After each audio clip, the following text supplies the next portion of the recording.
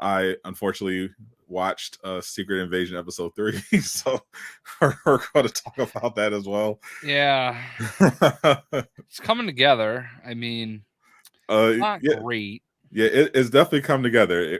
I'd say it's definitely a complete package of absolute dog water. Like it was, like wasn't sure exactly how the dog water bowl would come together, but it's turned into like a golden chalice holding nothing but month-old dog water that the dog also peed in at some point. And your cat maybe dropped a hairball in there while wandering by. But it's something. Yeah. I mean, it's a show. It is definitely a show. We are watching it. It has audio and visuals. There's dialogue and music, so there's that. Yeah, I don't know, man. It's okay. You definitely, like, if you pay attention, I'm picking up on some things. Dude hating on Secret Invasion would probably love She-Hulk. Definitely not someone who watches me or this podcast. Yeah, I absolutely roasted She-Hulk for how dog water the writing was. So yeah, no, roasted her so hard she became He-Hulk. Yeah, so yeah, I'm not. Yeah, if you're, clearly you're new around here. I films her all the time. You should know. I judge shows purely based on how good they are.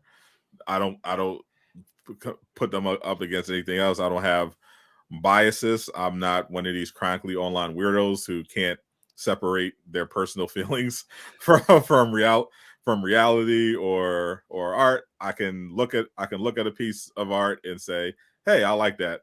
Or if it's terrible, like Secret Invasion's writing is, I can say, yeah, that sucks ass. It's not very good. And I can break down exactly why it's bad and why the plot makes no sense and why this is one of Marvel's worst rated things they've ever put out.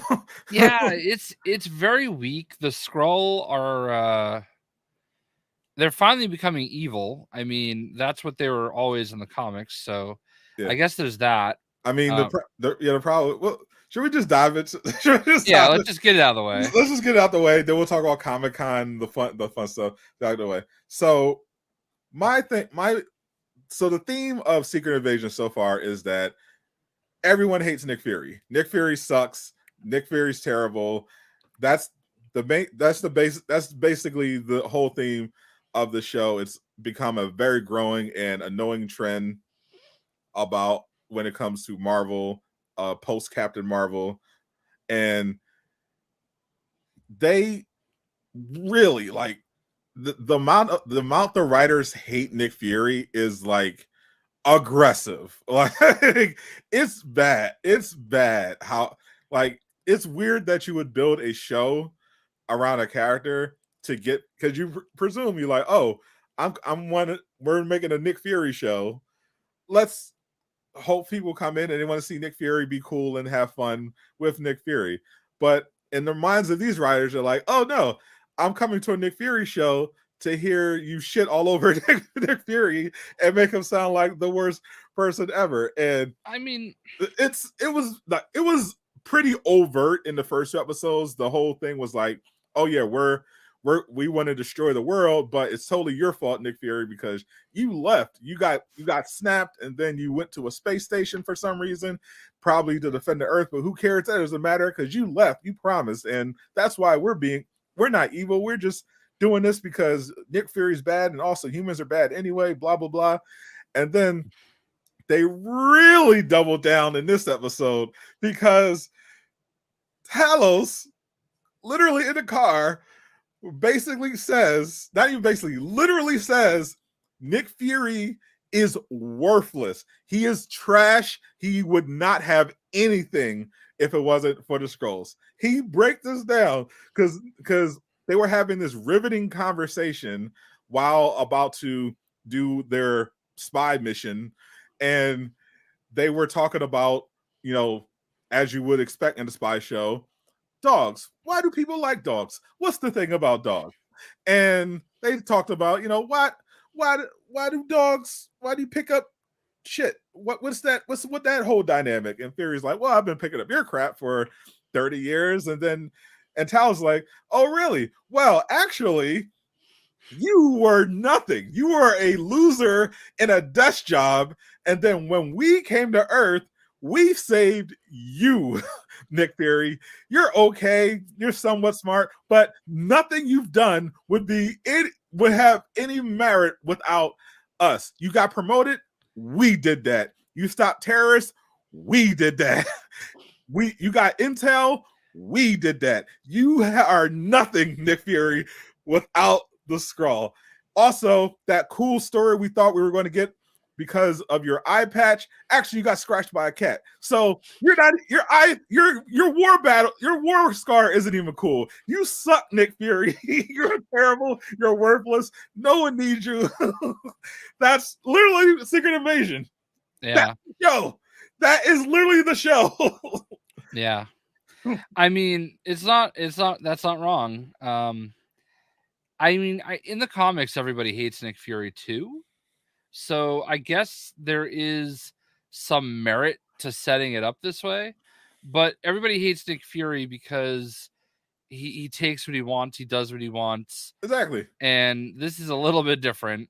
This is old washed Nick Fury that's scared of something, but like still has that exaggerated swagger out of nowhere. So I don't know, but kind of spoilery, but not spoilery. Who cares about spoilers? The show sucks. Okay. Also, it was on Disney Plus. It's Friday. It came out on Wednesday. It's Friday. Who cares about spoilers? Fair enough. So one thing that I picked up on, and I'm sure you picked up on it too, I think we have confirmation that Rhodey is a Skrull. Correct, because he called because during there's a scene where they have, this is also incredibly stupid. I'll get to that in a minute. So the big plot is basically, okay, so Daenerys Targaryen's character, Emilia Clarke, she's basically working undercover for Talos and kind of adjacent to Nick Fury. They're all on the same side, basically. She's giving Talos intel on Gravis, but Gravis also doesn't really trust her, but kind of, because they had a snitch situation and he's kind of suspecting her, but he's like, all right, well, I kind of believe you, whatever, and come with me on this mission. We're going to have a parlay with your father. So that was the whole scene where Talos and Gravis are in a cafe. Talos has a chance to literally kill him multiple times and doesn't, because why save the world when you can just talk? But they obviously don't come to an agreement, and Talos is basically like, yeah, I'm going to blow up your whole plan. I'm going to tell everyone in the government it's the Skrulls attacking them. They're gonna exterminate you like the dogs you are, and all that good stuff. And for some reason, right after that, Talos is allowed to leave, despite the fact that he's literally surrounded by the enemy, and he does not go and tell anyone. He goes and has a proper English breakfast with Nick Fury, who pops in, and then they come up with their plan where they're basically going to go to this general's house because he's a Skrull, and the whole plan is that there's a UN plane that they're going to basically blow up with a submarine, and it's going to cause World War III. So the plan is, okay, we have to stop the submarine from World War III. The only way is to break into General's house and stop him from doing it. So they very clumsily break in. Talos even gets himself captured, and Nick Fury comes through and is smart enough to bring a hostage, which we'll get into why this doesn't make sense. But he brings a hostage because Talos, when he asks Talos what's going on, he calls him Nick, and Fury comes in and finds the kid, the general's son, in the room playing video games. He grabs him, puts a gun, and is like, yeah. I knew something was off because no one calls me Nick.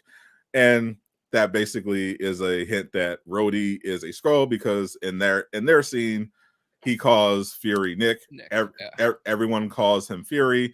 If you don't call him Fury, he gets suspicious. So that's, I guess, our clue that if anyone that calls him Nick from this point on is a Skrull. But they do a little hostage trade off, which doesn't make sense unless the kid is a Skrull too, because if the kid isn't a Skrull, which they didn't confirm exactly, then it's like, well, why do you care if this kid dies? You're not his dad.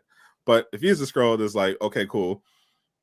We have leverage, but then they don't use that leverage later on, because he uses the leverage to make the kid to make him let go of Talos, and then they're like, okay, we have to torture this guy to get the codes, because the only way we can stop the submarine from blowing up the G1 plane is to get the codes and stop and call it in to abort the mission.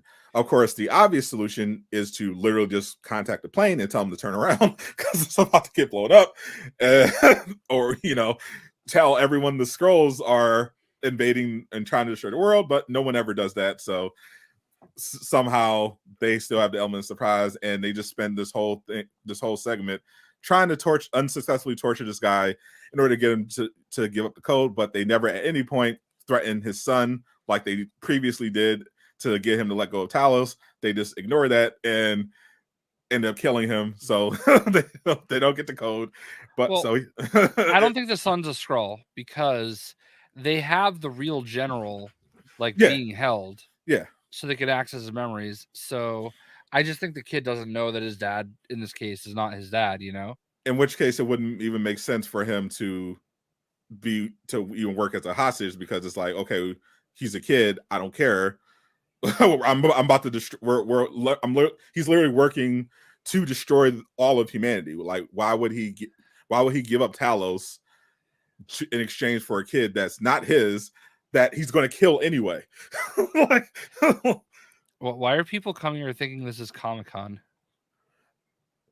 I have literally no idea. Comic-Con is not even this week. It's not even happening. It's July 20th. but anyway, he gets Daenerys to blow her cover, basically, to get the gold code out of his memories, because again, none of these super spies consider, hey, let's just contact a plane and turn them around. And they get the code, so that also they also did the submarine thing wrong. The submarine with the explosion, they have keys where you need two people to turn the keys at the same time. That's the protocol to make sure no one abuses these, missile launches. But in Secret Invasion, they didn't understand this dynamic, so they have the stations where the keys are like right next to each other. It's supposed to be designed so that two separate people have to turn the keys at the same time. But the way it's set up, one person can access both keys at the same time, and it almost results in them setting off the missile anyway, because they get the code in time, but the guy who's a Skrull is like, oh, as soon as he sees the report, he goes to turn both keys at the same time because they're right next to each other, which is not how it works. They're supposed to be on other sides of the room. That's not how it works. But again, who cares about details? It's a MC show. They clearly don't care about details or Nick Fury. So they temporarily saved the day. But of course, surprise, surprise, it was a trap, because the only reason they even knew about this is because Gravis deliberately, obviously, in the car said the coordinates and everything out loud so she can hear to the person on the phone who already knows this information. just so she knowing she's going to type it in and give it to Fury. So of course then he kills her. But I'm just like, but is she dead? Probably, but who cares? Probably not. I can't imagine they kill her off. There's something about her. I saw an article about her being in a next MCU project, in another MCU appearance. So maybe she survived the gunshot wound. Maybe she didn't. who cares? She's not a good character. Well, I also didn't understand why Talos puts like a knife through Gravik's hand, and he's just like huge. Like, has he already had the Super Skrull thing happen, or? Yeah, the super so their version of Super Skrulls is basically, oh well, we're all going to be Super Skrulls because we'll be able to use the powers of people we transform into. But and they can also apparently now change into people without touching them because when he was monologuing his Super Skrull grand plan, they were showing on the other side the mission of them infiltrating the Navy base, and they just basically had Skrulls look at pictures of guys they were turning into, and they just turned into them.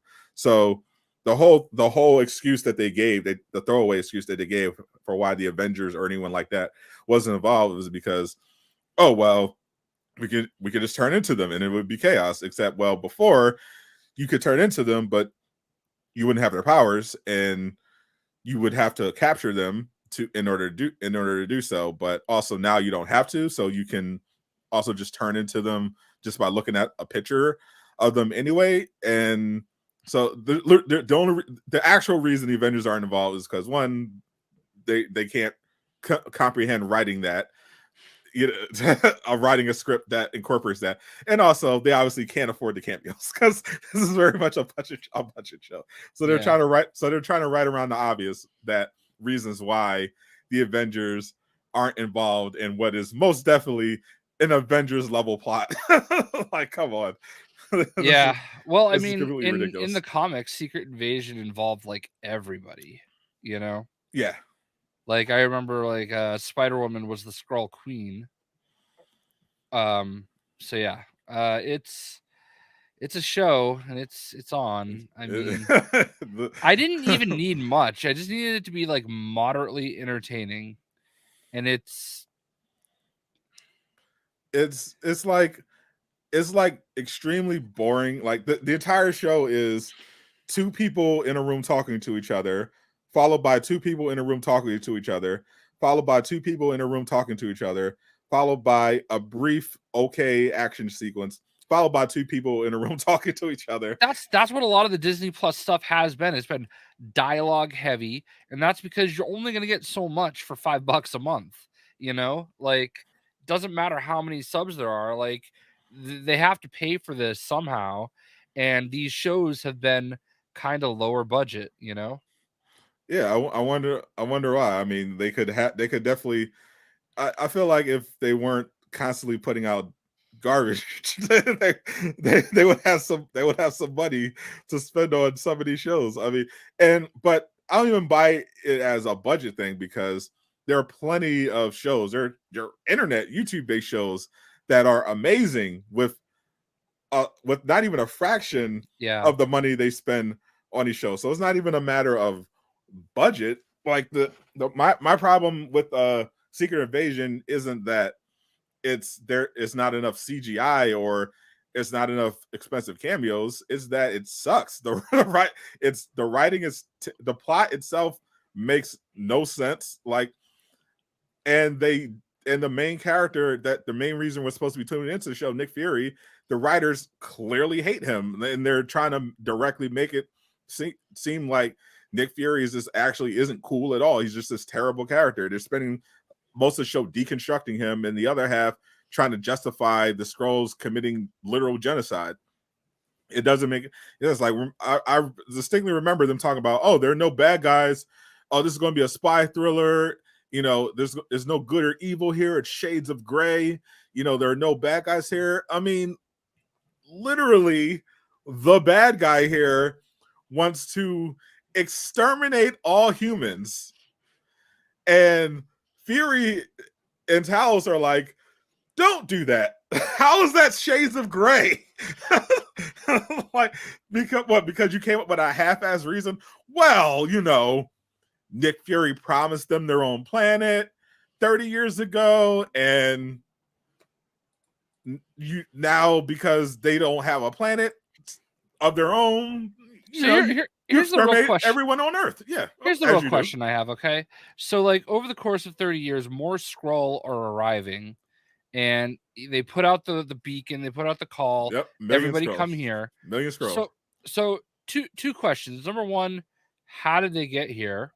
Great question. And number two, if Nick Fury is up at the space station and they could get to Earth and they really needed Nick Fury, why couldn't they just go to the space station? Or why did Nick Fury stop them? There's a lot of questions. Why didn't Captain Marvel stop them? Why didn't Captain Marvel find them a planet? Why isn't Captain Marvel involved at all? Yeah. What is Captain Marvel doing? Stay tuned to the Marvels, only in theaters. Why is Nick Fury even in a space station? If not to prevent specifically this, million Skrulls from invading the Earth. When did they invade? I'm assuming the space station is supposed to be like Sword, right? Yeah. So did they invade? I'm guessing they invaded before the space station. Is that what we're? Yeah, or as it was being built, but I don't know.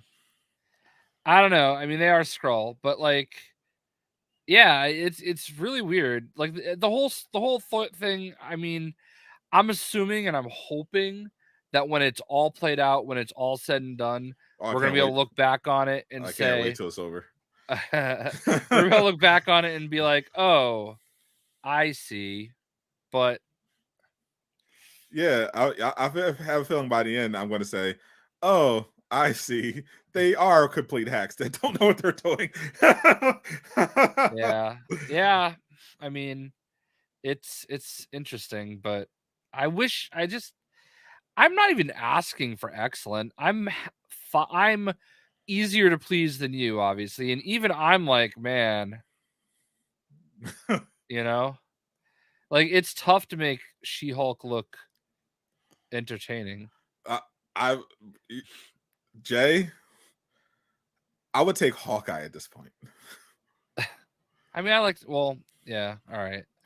I would take literally every Disney Plus show I would take the Book of Boba Fett and not the parts that are literally just the Mandalorian, like the non-Mandalorian parts of Book of Boba Fett. Take a whole episode of him learning how to speak Sand People. Yes, 100%. That's more interesting than every episode of Future Innovation so far. This is terrible. This is by far the worst thing they've ever put on Disney Plus. And you can't even like fake like it for the culture either. That says a lot. There's literally nothing here for the culture. There's nothing here. It's just bad. It's on every way.